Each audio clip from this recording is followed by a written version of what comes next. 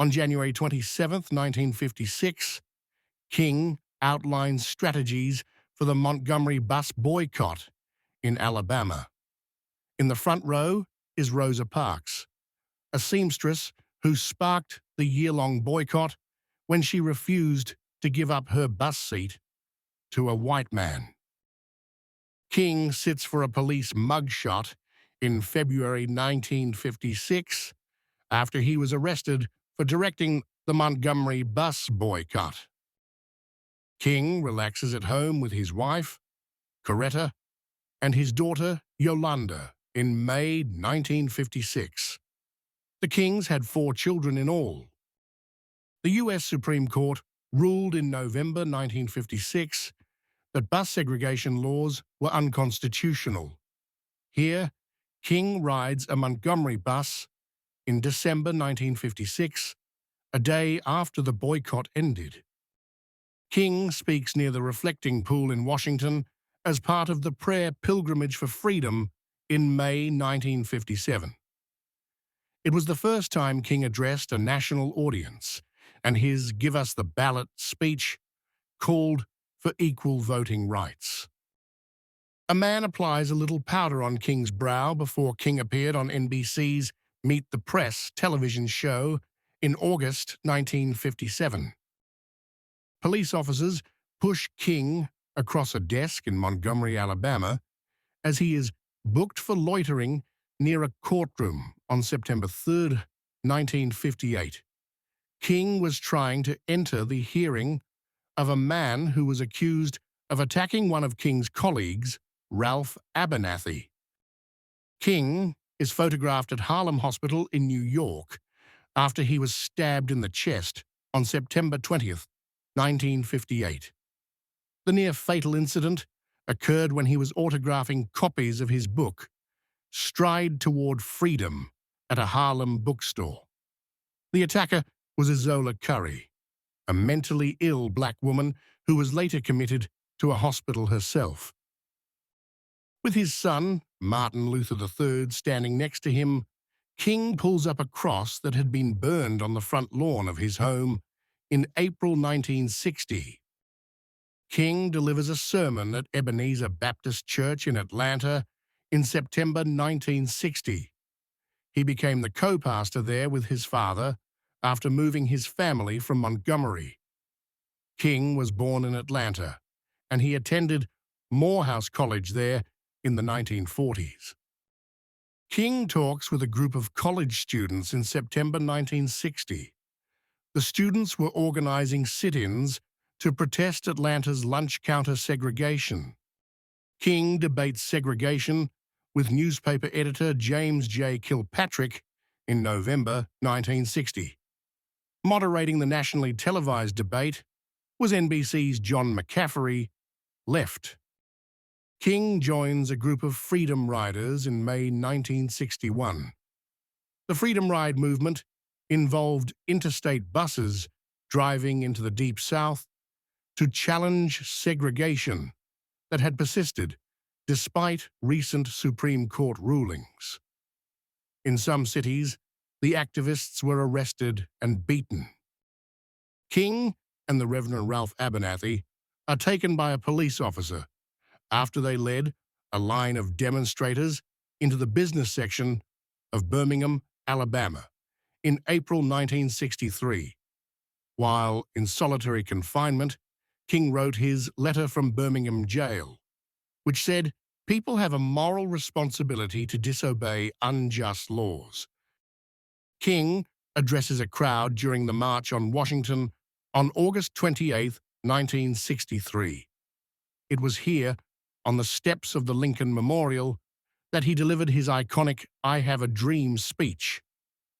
I have a dream that one day this nation will rise and live out the true meaning of its creed.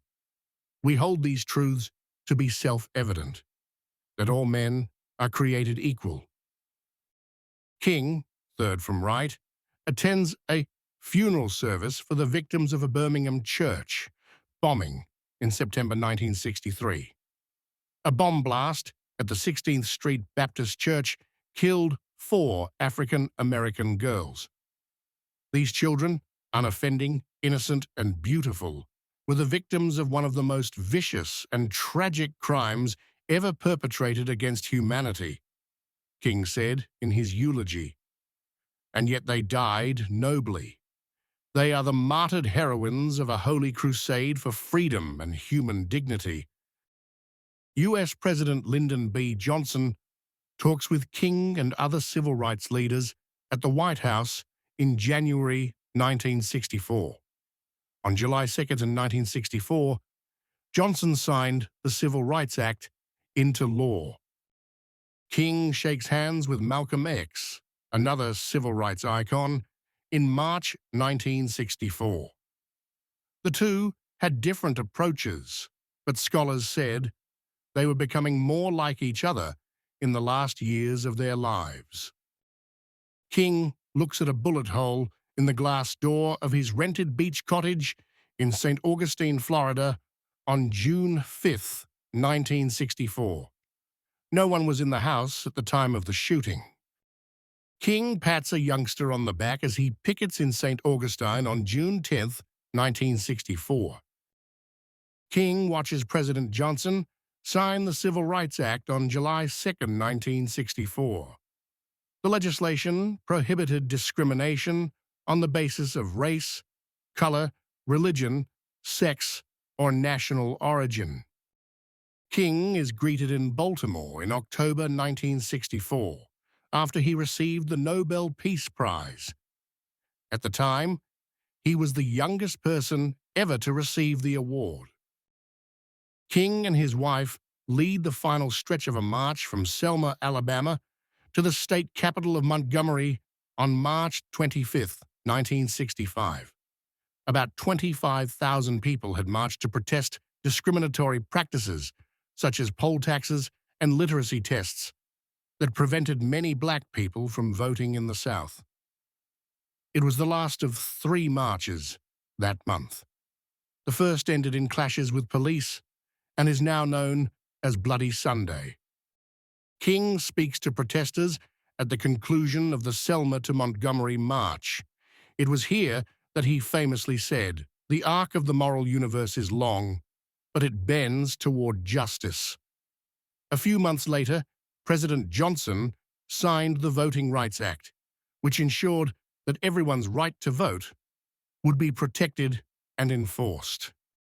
Mississippi patrolmen shoved King during the March Against Fear from Memphis, Tennessee to Jackson, Mississippi in June 1966.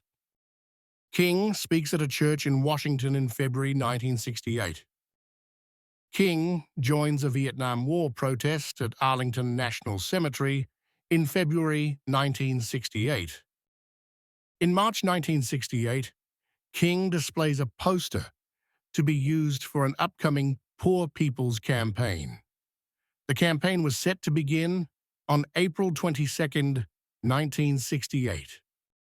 King and the Reverend Ralph Abernathy, right, lead a march on behalf of striking sanitation workers in Memphis, Tennessee on March 28, 1968.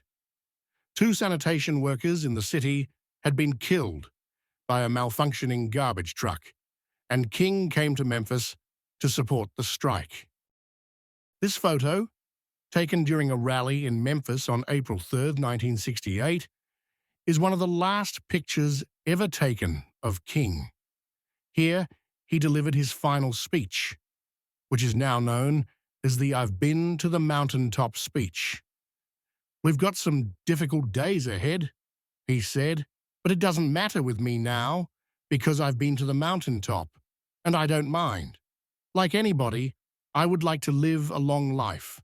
Longevity has its place, but I'm not concerned about that now. I just want to do God's will, and He's allowed me to go up to the mountain. And I've looked over, and I've seen the promised land. I may not get there with you, but I want you to know tonight that we, as a people, will get to the promised land."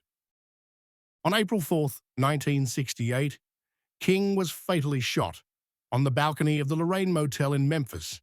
Here, People stand over King's fallen body as they point in the direction from which the gunshots came. James Earl Ray was arrested in London in June 1968, and the next year he confessed to the crime and was sentenced to 99 years in prison. Coretta King and her children gather around her husband's open coffin in Atlanta in 1968. He was 39 years old.